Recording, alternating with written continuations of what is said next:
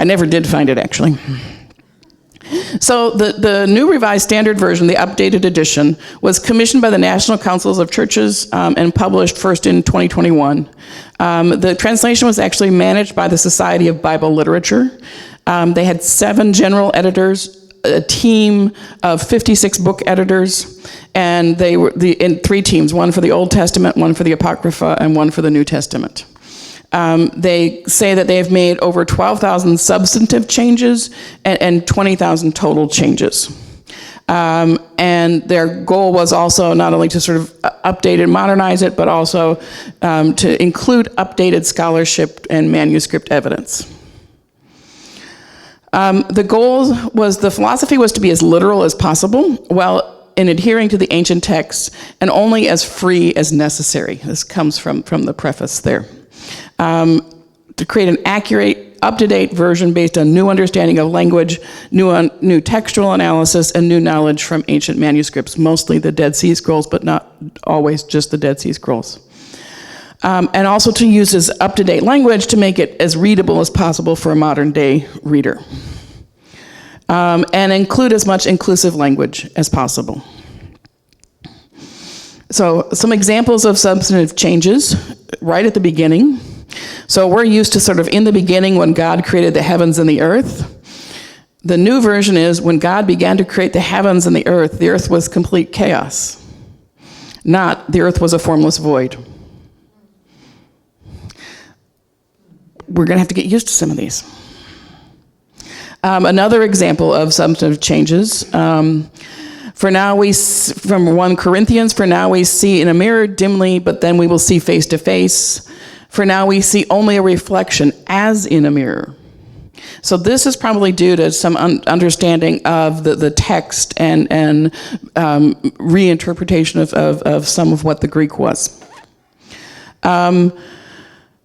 Another example that's based on new translations or new understandings of the words, in First Philippians, it says, the NRSV says, to help you determine what is best, and the updated edition says, what really matters. And this is because the Greek word really reflects sort of organizing thoughts into categories of what matters and what doesn't matter. And one of the themes of this letter is Paul's emphasis on weighing options. And so he's sort of interpreting it as he's encouraging people to see what matters rather than what is best, seems to fit better with the overall theme of the letter. Another example of, this comes, thank you, from Steve Christensen, of rethinking the language. There is ambiguity in the Greek, where the Greek basically says the faith, Jesus Christ, genitive. So Jesus Christ's faith is how we would say it in modern English. But is this faith in Jesus, as in the NRSV, or the faith of Jesus, as the updated version gave you? Those are 2 very different interpretations, aren't they? Or this is very common in these old manuscripts, they had no punctuation. So it read, a slave when called, never mind, if you can gain your freedom, use it. Where do you put the punctuation here? They have a slightly different interpretation in each. Were you a slave when called? Do not be concerned about it. Even if you gain your freedom, make use of your present condition now more than ever. The NRS, the updated edition actually goes back and puts back some of the ambiguity there. What does that it refer to? Were you a slave when called? Do not be concerned about it. Even if you gain your freedom, make the most of it. So they took out the present condition because we really don't know what that it is referring back to. All right, Satan. In Job 1:6, it uses the word ha-shatan, which is we translate now as Satan. And indeed, that's what the NRSV does. One day, the heavenly beings came to present themselves before the Lord, and Satan also came among them. The updated version, one day the heavenly beings came to present themselves before the Lord, and the accuser came among them. The accuser is probably a more accurate translation, and indeed, both of these have a footnote after either the word Satan or the word accuser. The NRSV lists the accuser as a possible interpretation of Satan, and vice versa. The updated edition lists Satan as a possible interpretation of the accuser. So it's clear here this word could mean either one of these things. And maybe it's Satan the accuser. But they've taken out Satan because Satan these days has a very distinct meaning of, devil with pitchfork kind of thing. And I think they're trying to get us away from that particular kind of interpretation. One change based on the Dead Sea Scrolls, they added a line to 2 Chronicles, so that my name might be there, and I chose no one as a ruler over my people Israel. That was in some other versions, but the Dead Sea Scrolls seem to indicate that this really should be there, and so they added it in. Some changes to remove biased language. So the NRSV, those who are afflicted with various diseases and pains, demoniacs, epileptics, and paralytics. Our modern sensibilities want to say people possessed by demons, people having epilepsy, or people afflicted with paralysis. That's a little more humanizing. And changes to remove sexist language. Then Jesus said to them, "Do not be afraid. Go and tell my brothers to go to Galilee, and there they will see me." The updated version uses brothers and sisters. Why? Because the Greek word adelphoi can actually in Greek refer to brothers and sisters. In fact, I read an interview with one of the people who translated this, and it said, could this be considered too politically correct? And he said, no, actually, if we were trying to be politically correct, we would not have used the gendered brothers and sisters, because that is not inclusive of the LGBTQ community, where people may not identify as male or female. So it's still got the binary in there, which is not as inclusive as it could be. Yeah, the Greek word doesn't have a binary in it. Right. So why do they think to be truthful they need to do brothers and sisters? To be more true to the text, to use A really good question, and you'll have to ask them. So yeah, it might be more inclusive, since the Greek word doesn't have, the Greek word, this is the plural Greek word, the Greek word in singular does mean brother, but then the plural, it just means siblings. And I think they were, who knows, maybe they felt it was too far to go. So in sum, the translators made substantive changes based on new translations, new access to some of these ancient texts, and to modernize the language, and to correct what they felt were errors in punctuation. But given that there are 850,000 words in the NRSV, most people probably won't notice these changes unless it really affects passages that you're really familiar with, like 1 Genesis, where it's like, wait, chaos? Where did chaos come from? So it is an update, but it's not a radical rethinking of our translations of the Bible. And yes, you can buy it. I gave you 3 sources there if you want to get the latest version. Augsburg Fortress, ChristianBook.com, Barnes & Noble, and you can always do Amazon too, but I thought I would not include Amazon on there. So that is the end of everything for me. Yes? What version is the Trump Bible? I suspect that there is that might be the blank version. Sorry, I mean, we need to cut off this tape now here, Chase. The Texas version. Yes. I suspect it's the Christian CSB or whatever he could get his hands on.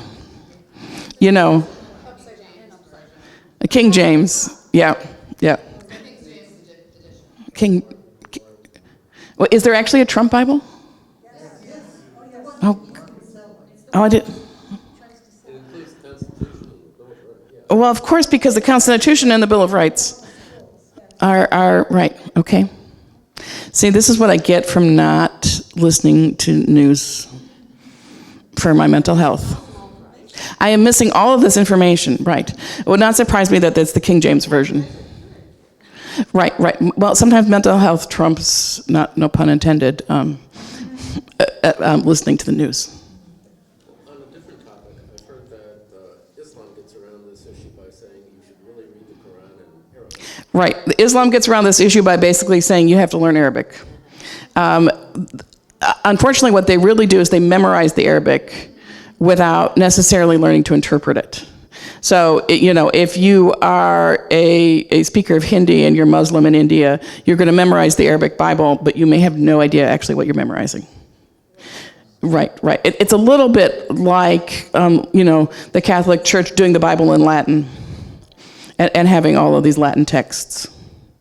Yes, it works, but nobody knows what you're saying. So you sort of meditate during church or whatever it is. The true scholars do learn enough Arabic to do it, but I suspect your everyday believer knows as much Arabic as I do. All right, it is noon, so I will let you go. Thank you, everybody.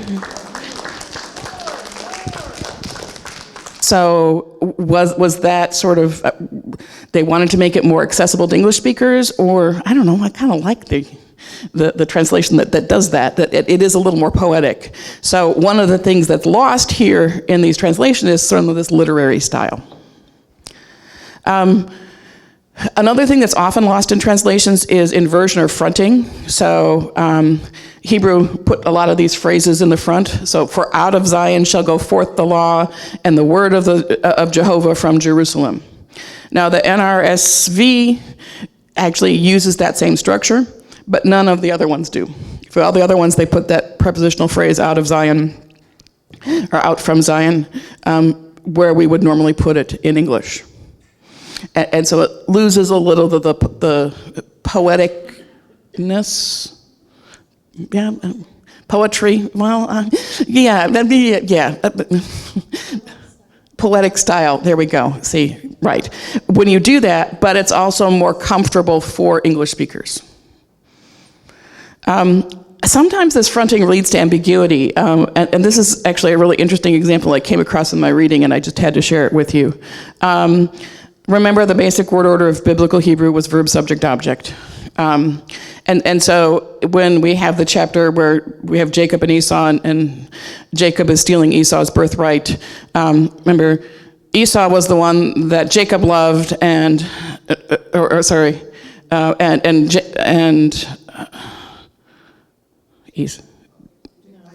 Isaac, sorry, I got my characters mixed up there. Esau is the one that Isaac loved, and Jacob was the one that Rebekah loved. And the Hebrew reads, loved Isaac, Esau. So, verb, subject, object. But then in the sentence where the prophecy is given about these two twins, one of these noun phrases is fronted. And the way it reads in the Hebrew is, elder shall serve younger. Now, the question is, which noun is the subject here? Normally, the subject comes after the verb. And if that's the case, then the younger should actually be the subject. And so the meaning should be something like, it is the elder, the younger shall serve. But it could also mean, since the word order isn't fixed, that the elder is the subject, and then it could mean that the elder shall serve the younger. And this ambiguity actually remains throughout. Nothing in the Bible makes this ambiguity go away. And that I think is deliberate. It's like, wait, who is supposed to be serving whom here? It's very, if you read any fantasy literature, it's very prophecy-like, where they don't ever come down and give you, this is going to happen. It's like, well, one of these is going to serve the other, and it could be either way, and whichever way it comes out, I'm right. It's sort of like fortune telling, You're going to meet a tall, dark somebody. Word translation of the Bible is also sort of a thing in and of itself. There are, in the Old Testament Hebrew, somewhere upwards of 400,000 words. And the figure I get is like 138,000 words in the New Testament. So the New Testament is considerably shorter in the Greek. But of those words, there are 8,679 unique words in the Hebrew. 1,400 of those words only occur once. So that means you don't have any other instances of the word in the Bible to tell you what that word means in that context. Big help. It's almost worse in the Greek because 1,900 of there's 5,400 unique words. These are rough estimates. And about 1,900 of those are unique words. Now, luckily for us, we have more Greek sources than we have of the ancient Hebrew sources, so we're better at figuring out what these Greek words mean. But that's a lot of words to not have a firm hand on. So have any of your linguist friends tried to make dictionaries from the 2,000-year-old? Oh, absolutely. They're constantly working on dictionaries for this and revising those dictionaries. And we'll see some of those revisions when we talk about the updated edition because, right, and that's one of the things. There's a whole class of linguists, lexicographers, who do nothing but make dictionaries. And it's let's just say it's not, it's really interesting. I'm glad somebody does it, but it's not what I would choose to do with my life. So how can we know what these unique words mean? One is context. We can often infer from context, just like you could figure out that those two words I gave you were some sort of birds. Okay, we can get in the neighborhood. Sometimes we can do it in similarity or relations to other words in the Bible. Remember that Hebrew uses these three consonant roots. And so just the vowels are different. And so if we see that three consonant root somewhere else, we might be able to interpret what it means. Sometimes we have to go outside of the Hebrew and look at related languages. So, for example, Old English had the word welken for clouds. Modern English has lost that particular word, but modern German has the word Wolke, which is related and means cloud. So even though we can't figure out what welken means from the Old English necessarily, we can use the German because we know they're related languages and we know that a lot of the words in each language comes from a common ancestor, and so we can do that. So can we look at the common ancestors to Hebrew and figure things out? And that's another way some of these words are figured out. And then the Bible just has trouble with sex. Even in the Bible's biblical times, they used euphemisms for sex. So the Authorized King James Version, this is the story where Joseph is a slave in a household, and the wife wants to have an affair with him, and he's trying to say no.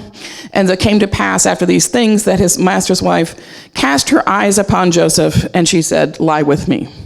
And lie with me was one of the three sort of euphemisms in the biblical terms. The other was to know, and the third one I forget, but it was like to go into, which is a little more earthy.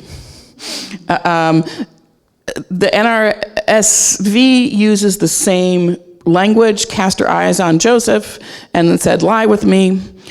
But then we get, his wife took notice of Joseph and said, "Come to bed with me." Or we get, looked longingly at Joseph. Wait, how did we get from cast her eyes upon to look longingly? And said, "Sleep with me." Now, sleep with me is a perfectly fine modern euphemism for what she wanted. The New Living Translation, which is even a less literal one, began to look at him lustfully. So now we've added lustfully to this. "Come and sleep with me," she demanded. And then the Message, she's become infatuated with him, which is a whole different interpretation, and said, "Sleep with me." And so anytime you have euphemisms and things like this, you're going to have an issue of how to translate it, both from the ancient, but also into the modern. The Victorians didn't really like to talk about sex any more than we do really out in public, and so these verses, and the Song of Solomon is kind of full of these kinds of things. How literal do you get when you're doing these translations? And then lastly, puns and wordplay. There were puns and there was wordplay in the Bible. We don't recognize it because we don't do biblical Hebrew. An example comes from Job, where the translation is, "My days are swifter than a weaver's shuttle and come to their end without hope." The Hebrew word there, tikva, can actually mean either hope or thread. So if you have this metaphor of my days are like a weaver's shuttle and come to their end without hope, or is it without thread? And this dual meaning of this homonym makes this a pun, and a pretty good one, that you just don't get in modern English. So puns, alliteration, and other stylistic uses of language abound in the Hebrew, and we have trouble translating them. So the task of the translator is to keep the original meaning as far as we can figure it out. It's to render the meaning understandable to the modern reader, but it's also to keep to produce stylistic prose and poetry that evokes some of the original. That means you need to recognize and try to reproduce the rhythm and the wordplay of the original where it's possible. This is why translation is such a difficult job. You can never really get 100% good translation. And you kind of need to not introduce your own biases or commentary into it. And gee, it's really hard not to do that, because we all want to have our own say about what we think this really means. And that's where, she looked upon him lustfully comes from. It's like, well, she wanted to have sex from him. There must have been some lust there, right? But that's not in the original text. And so if we're being faithful to the original text, do we add that or do we not add that? So this leads us into modern translations of the Bible. And there are really two traditions in Bible translation that are sort of at odds with each other. One is the more literal tradition, sometimes called the formal or the more structural, where you're trying to do more of a word by word. And then there's the more dynamic tradition, which is looking at sort of concept by concept translation, getting the meaning and not paying as much attention to the form. And then we have paraphrases, which are sort of off in left field, which are not, they're sort of the dynamic tradition one step removed, because they're not trying to be faithful to the original text at all. So examples of how this works, actually, because German is one of my languages, I can do this. So this is a poem by the famous German poet Rainer Maria Rilke, and I'll read it out loud for you because the rhythm is important here. Die Einsamkeit ist wie ein Regen, sie steigt vom Meer den Abend entgegen, von Ebenen, die fern sind und entlegen. Geht sie zum Himmel, der sie immer hat, und erst vom Himmel fällt sie auf die Stadt. So a literal translation would be something like, the loneliness is like a rain. It climbs from the sea toward the evenings, from the plains that are far and remote. It goes up to the sky, which always has it. And only from the sky it falls on the city. Okay, you get the concepts there, but it's kind of clunky. So here's a more dynamic translation. Loneliness is like a rain. It ascends to meet the evening from the sea, from plains far off in the country. It swells to the heavens, which hold it always, and only from the heavens does it fall on the city byways. There we've got a little more rhythm, we've got some of the rhyme. This was, done in 20 minutes, so it's not the best translation, but it is a more dynamic translation than this. And if you compare the two, all the same meanings are there. The question is, which one would you prefer? I've added some things from plains far off in the country. There ain't no country in the original. There are no city byways. But I also was having a hard time rhyming with always, and so I had to add something to it. On the city. So, on the city byways, it's a little poetic license there, but it's not bad. I haven't fundamentally changed the meaning, I just wanted to add a rhyme. So these are called the traditions are called either formal equivalence or literal translation is another way of looking at it. And the goal of these is to keep as close to the original as possible, translating word for word when it's possible. The benefits of this is that it can really evoke some of the senses of the original text, and it makes it easier not to insert the interpreter's interpretation in there. It's harder to be opinionated when you're trying to stick as closely to the words as possible. The drawbacks is you can lose a lot of the style, and it can seem stilted. And sometimes it can actually obscure the meaning if the original is very different from the language that you're translating into, or if some of these words have changed, or if the structures are just sort of opaque. We can't really do that. The other side of the spectrum is this dynamic equivalence, or what sometimes are called functional translations. And this is more of a thought-for-thought translation. And the goal here is to make the meaning clear and really attend to meaning more than form.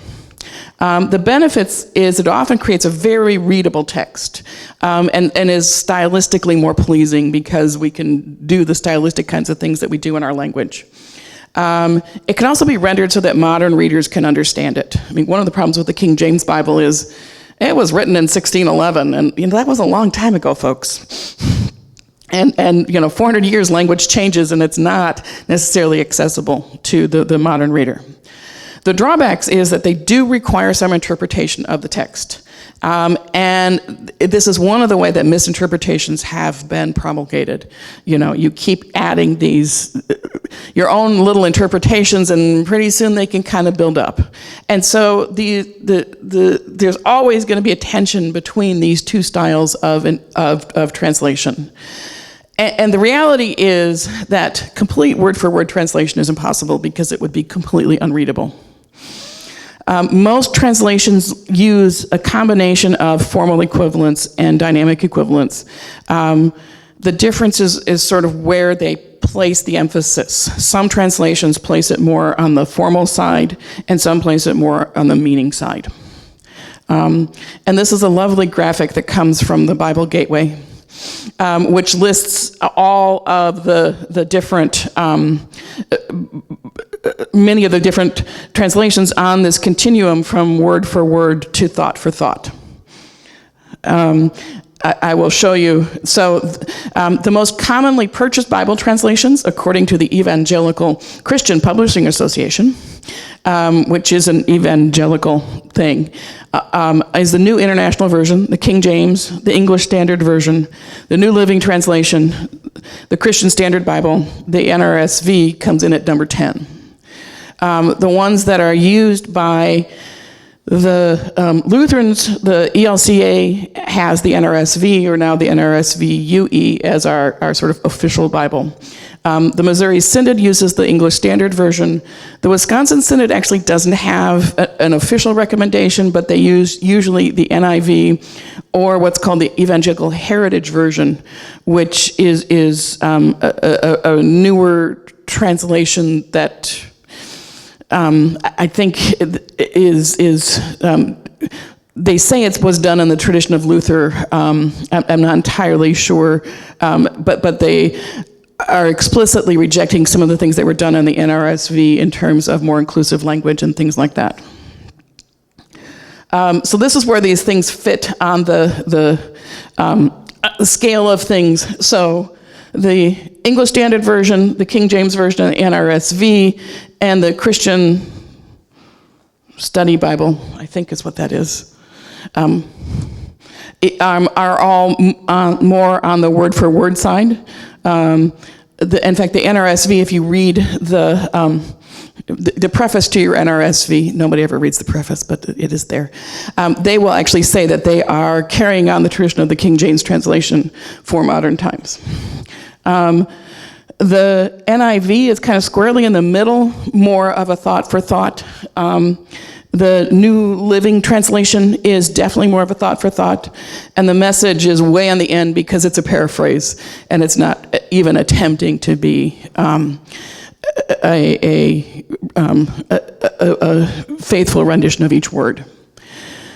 So on the more formal or literal side are the English Standard Version, King James, NRSV, and the Christian Standard. That's it. On the more dynamic are the other three that I mentioned. So the English Standard Version was published in 2001. It's updated from the Revised Standard Version in 1971, produced somewhat in reaction to the NRSV and what people felt was sort of a politicizing of that.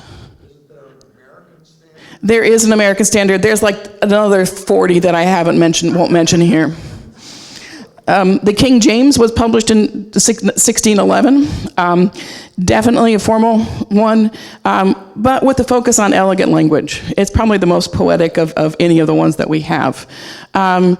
Obviously, it has some outdated language and some less than accurate translations, not because necessarily they were horrible translators, it's just we've learned things in the last 400 years. We have access to more manuscripts and more versions. The NRSV was published first in 1989. It was an update to the RSV. It's generally considered uses the formal equivalence approach and some gender-inclusive language. The Christian Standard Bible is basically the one for the Southern Baptist Convention, and they're trying to balance the formal and functional, or the didactic and the literal approaches. The NIV is actually the most popular Bible, and it's a balanced translation with a slight leaning to the functional or dynamic. It's trying to smooth out some of the challenging constructions and make things a little clearer, but that also means inserting a little more interpretation. The New Living Translation was released in 1996, and it really its stated goal is to convey meaning for modern readers. And the Message was released in 1993, and it's a paraphrase of the Bible. Some of it's sounding a little dated now that we're 20-some years on. 30? 03, only 20. No, 13, 30. Oh gosh, I'm feeling old. Yes, so 30 years old, and it uses some terms and some phrases that we might not use these days. This is just an example of the first passage from Luke. With a New American Standard Bible, that's actually the most word-for-word translation. And now Joseph went up from Galilee, from the city of Nazareth to Judea, to the city of David, which is called Bethlehem, because he was of the house and family of David, in order to register along with Mary, who was betrothed to him and who was pregnant. Versus the Living Bible, and because Joseph was a member of the royal line, he had to go to Bethlehem in Judea, King David's ancient home, journeying there from Galilee, the Galilean village of Nazareth. Nazareth was right. He took with him Mary, his fiancée, who was obviously pregnant by this time. So two very different senses of what this text is. Almost all of them have footnotes along with betrothed, which means if you're betrothed, basically it means you're married only you're not living together yet. It's a much more formal agreement than fiancé, which could be broken. So this is where some of the cultural understandings come in. I remember playing a word game with my son. It was on one of the teams and somebody else, and the word they were supposed to guess was fiancé, and the synonym I gave was betrothed, and they just looked at me like, what?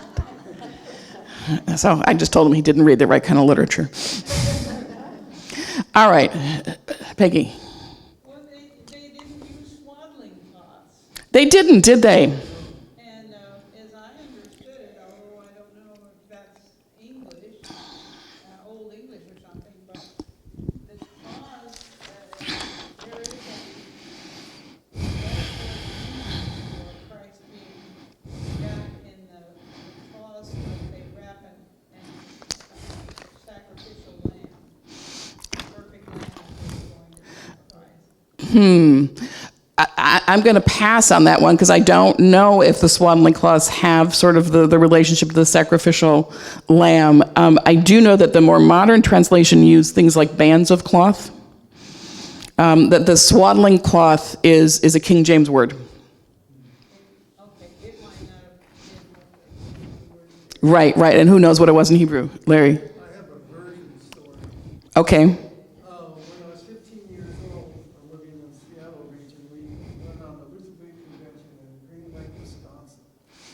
And I was confirmed already, and Revised Standard Version was the version of the Bible. Anyhow, when we got to Wisconsin, our convention was held at a Baptist. Oh my. And my youth pastor said, don't read the Baptist Bible. So when you went to Wisconsin and stayed at a Baptist church, they said, don't read the Baptist Bible. Interesting. And that's been doubt percentage by mine. Right. It's like, wait, what do you mean?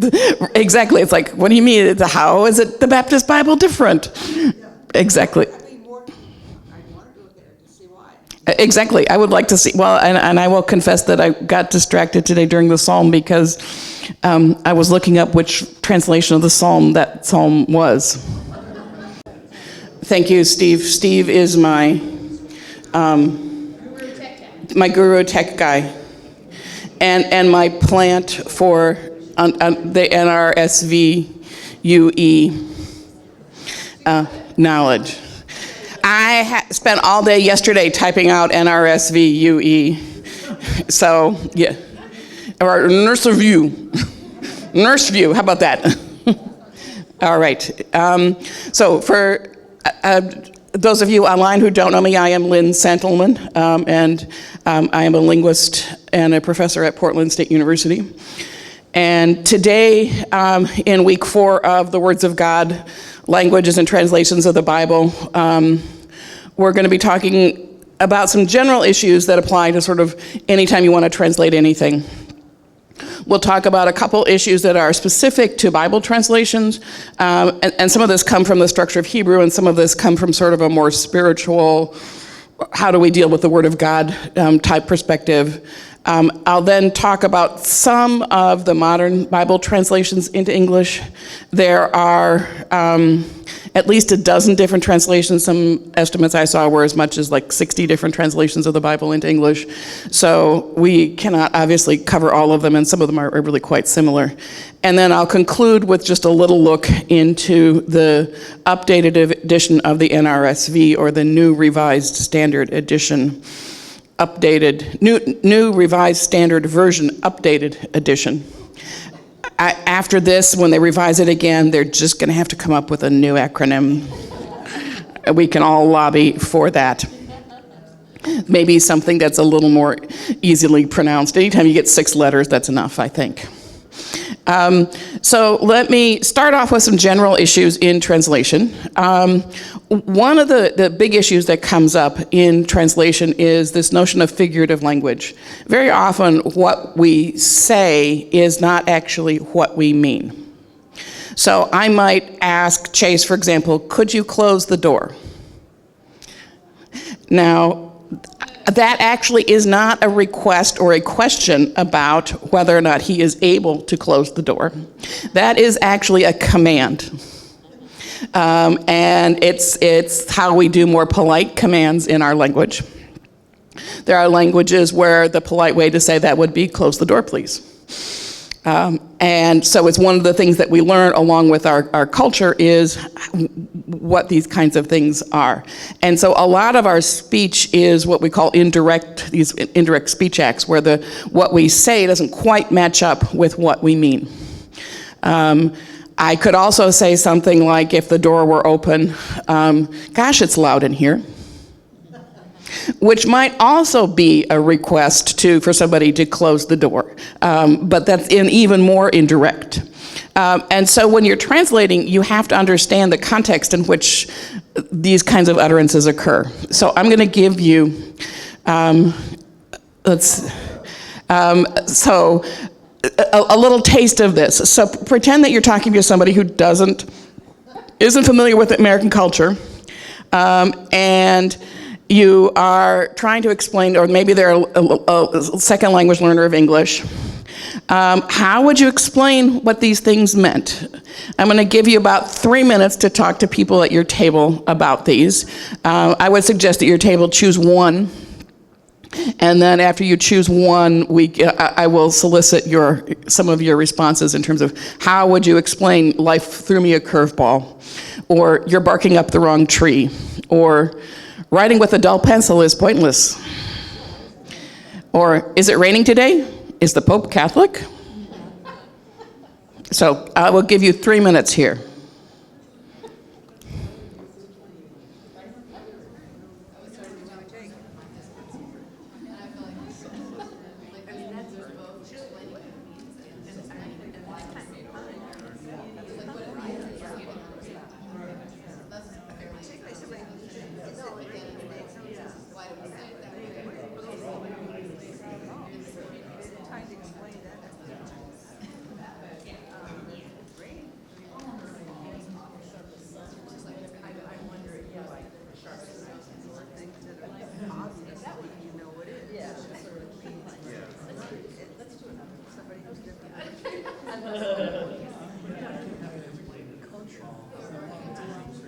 I'm not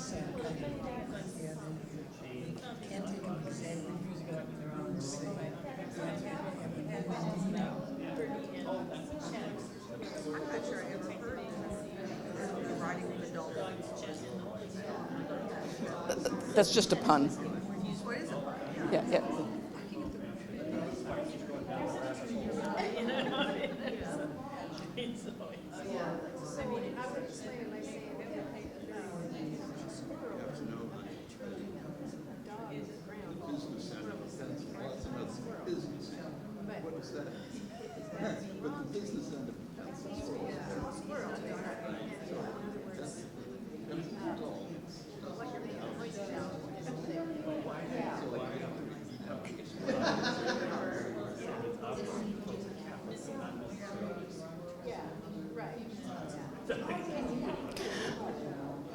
All right, I did not assign you things, that I hear that different tables are talking about different things, and I'm so thrilled by that.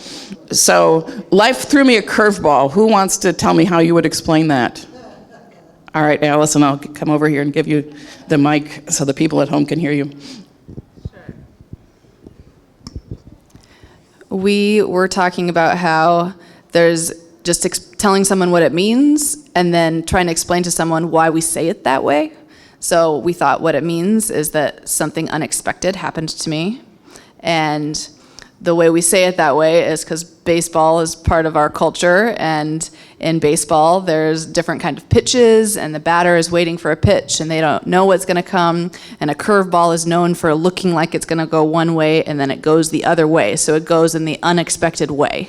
And so that's why we pretend like life is the pitcher, and it looked like life was going to go in this way and then it went the unexpected way. Thank you. And I heard this table over here talking about the Pope being Catholic. All right, thank you, Peggy. Well, it's a A little closer. it's a reference to something that's obvious. So in order for the Pope to be the Pope, he has to be Catholic. So I think that's the short answer. Right. So what the answer mean is, well, duh, of course. but it's a slightly more polite way to say this. All right. How about either life threw me a curveball or you're barking up the wrong tree? Or the dull pencil or barking up the wrong tree? Okay. Barking up the wrong tree.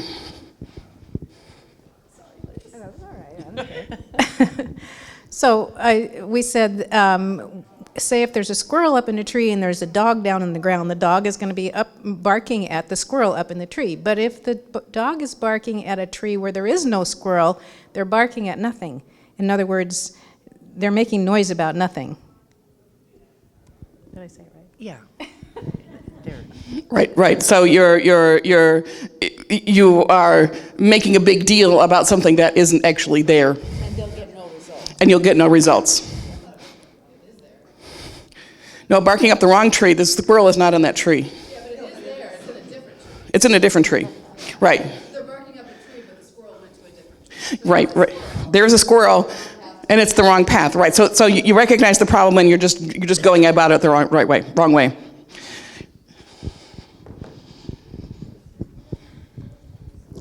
Also, the dog has been trained to chase the squirrel, and it goofed. So. Right. So your training has also failed. Right. And writing with a dull pencil is pointless is just a pun. So you have to explain. I didn't. Is there such a thing as a good pun?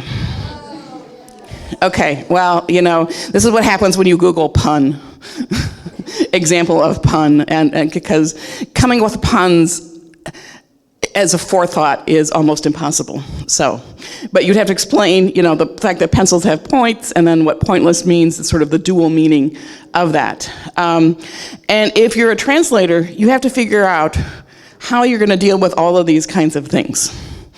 You have to take the culture into account. That's why I gave you the curveball. Barking up the wrong tree is also a cultural reference in terms of hunting.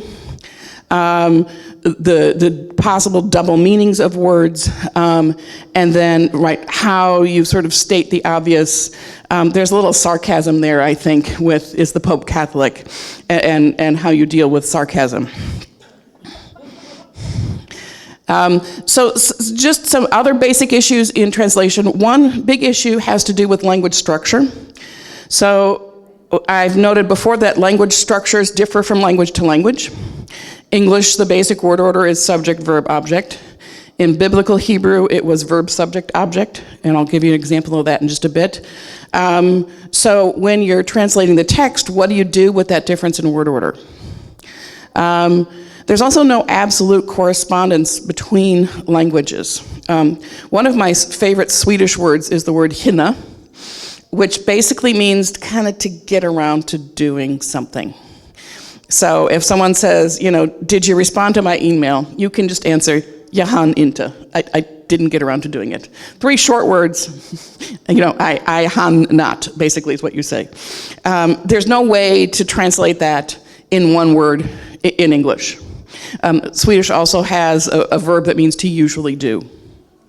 And English has to add an adverb for that to work. So how do you render differences in structure when you're translating? So here's an example from Swedish. Sen såg vi, oh shoot. Sorry, I got to fix this because this is bad. You're just going to have to.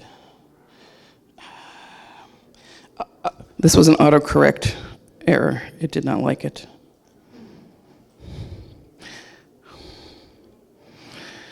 So, sen såg vi en stor val, which literally means, then saw we a big whale.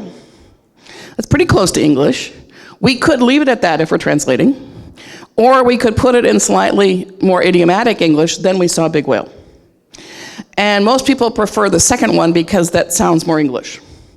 But if you are translating the Word of God, which one do you choose? Ambiguity is another big issue. A lot more things are ambiguous than you might think. So for example, I won't read this one out loud because that will give it away. What are the 2 readings of this? Well, one is some people are cooking. One is some people are cooking apples.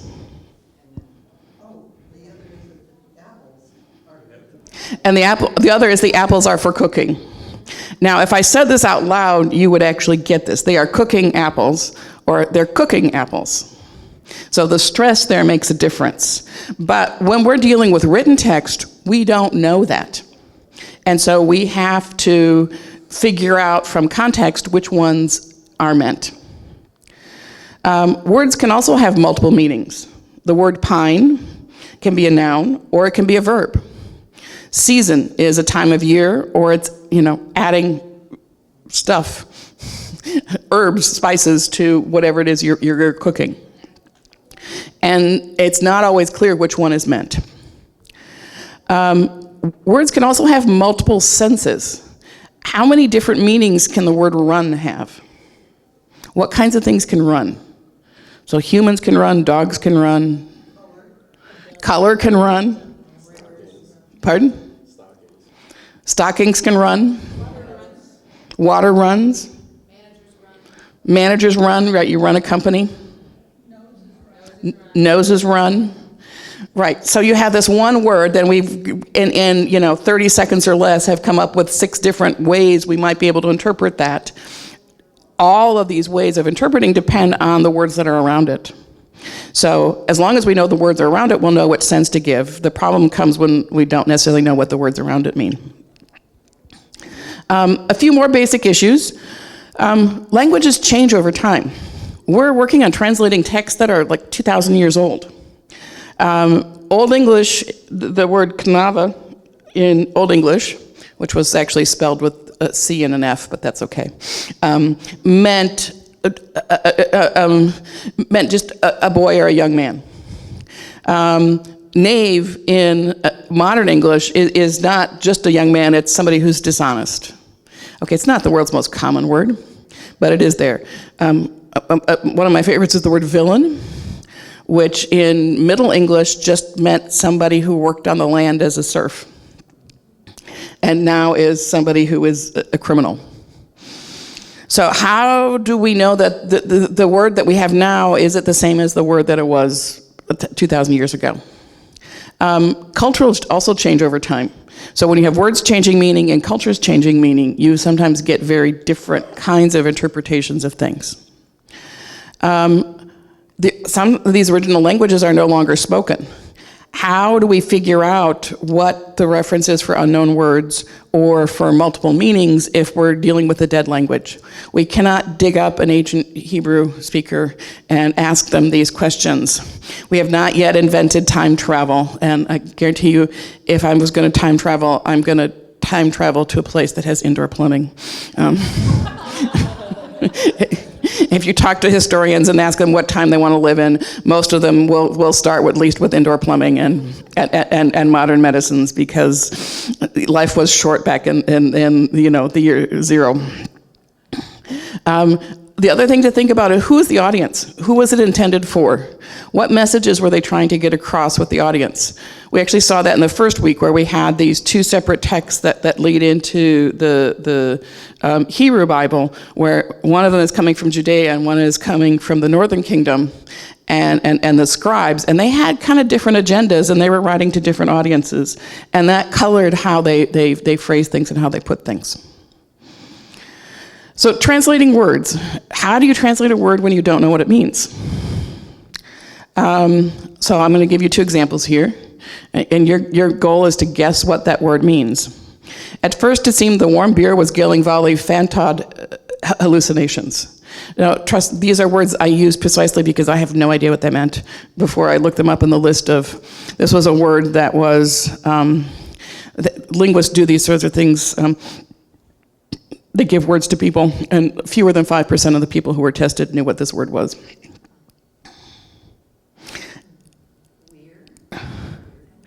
Weird would be a good guess. It's actually more like disconcerting, confusing, yeah, like uncomfortable. All right, this might be a little easier. During our morning walks, we had caught a glimpse of such spectacular tropical rainforest species as ocellated turkey, two species of tinamou, a great curassow, a king vulture, and a royal flycatcher with an orange crest like nothing I'd ever seen. Probably birds, right, but without actually knowing what they are, you probably wouldn't know that they're birds. Indeed, there's a tinamou and a curassow. These are South American birds. The tinamou is called the sort of chicken of the rainforest, apparently. Maybe just because it looks like a chicken, vaguely, sort of. We also have some issues that are specific to, so these are all general issues that anybody who does translation has to deal with. Issues that are more specific to Bible translation.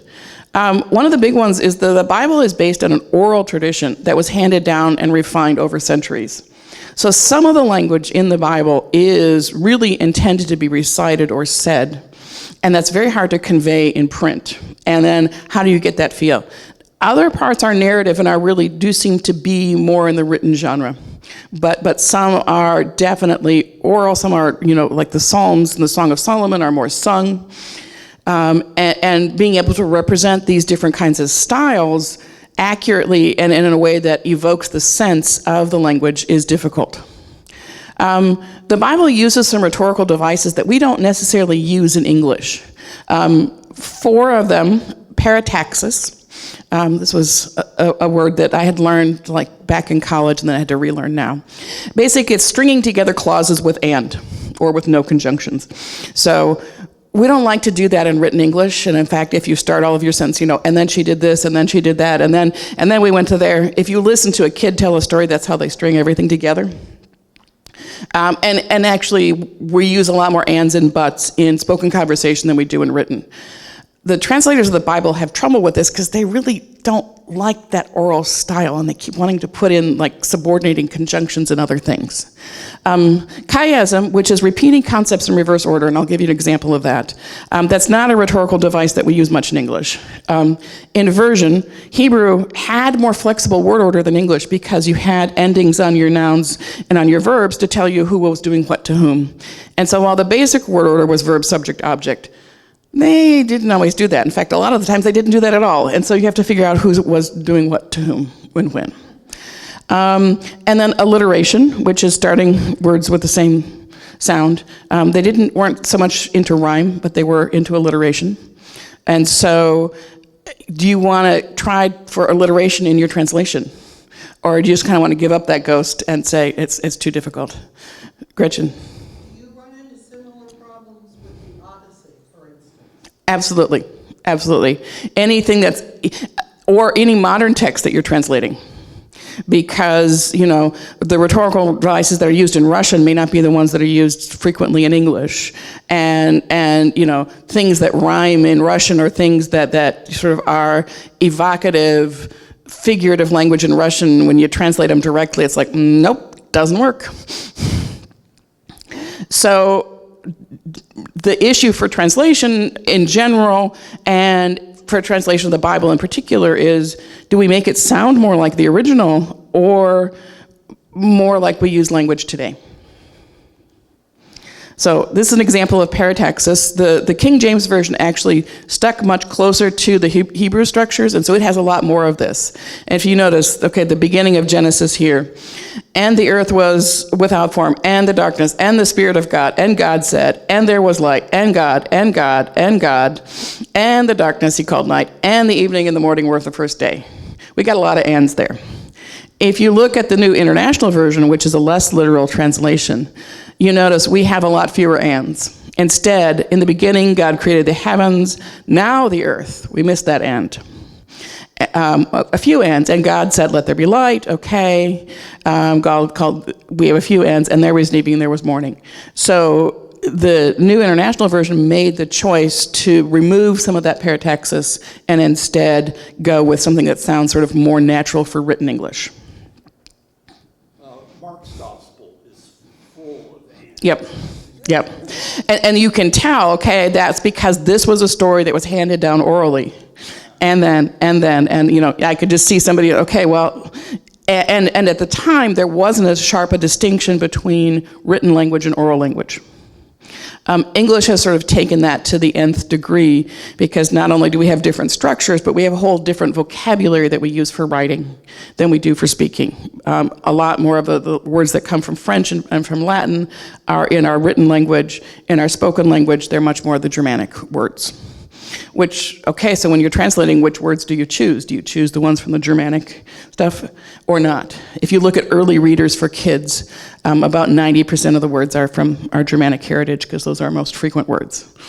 And it's not until you get to high school or college level texts that you get the balance that's found more in sort of general writing. So chiasm, which is actually a really interesting structure, this is from one of the Psalms. I crushed them like dust in the wind, like mud in the streets, I ground them. So it's this sort of repetition in a different order to reinforce things. None of the translations into English use this particular structure. The NRSVUE, and the authorized King James Version are more literal translations. They don't do it. Neither do any of the less literal translations. So the question is, why did the translators choose not to use this particular structure? It works in English.